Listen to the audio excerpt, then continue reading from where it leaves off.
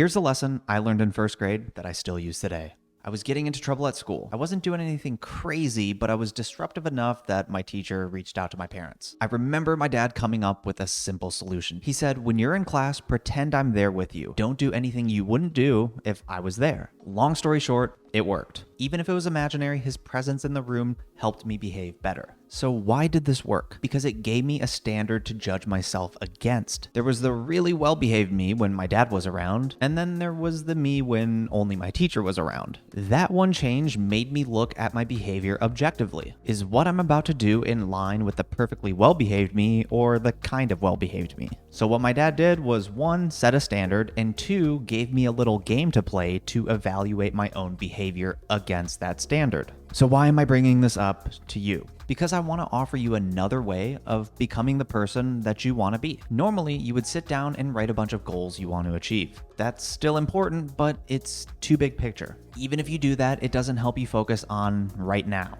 What should you be doing today? What should you be doing tomorrow? Instead, think about the 100% version of you. If you were living your ideal life right now, what would you be doing? Use that version of you as a standard to help you determine what your daily and weekly schedule should look like. If the 100% version of you is going to be doing that stuff anyways at some point in the future, why not start doing it right now? I'll use myself as an example. The 100% version of me makes a full-time living online making content for YouTube and social media. That person is my standard to help me decide what I should be doing. Some days or weeks when I don't feel like making a YouTube video, I ask myself, what would full-time YouTuber Adam be doing this week? Making a YouTube video, making content for social media, the types of things the people who are already where I want to be are doing. So whenever I feel like taking days off, I ask myself, if full-time YouTuber Adam isn't taking a day off because he has content to make, why are you taking a day off when you aren't even a full-time YouTuber yet? Take some time to think about the 100% version of you. What big goal have they achieved? What habits have they ingrained into their lifestyle? Once you figure that out,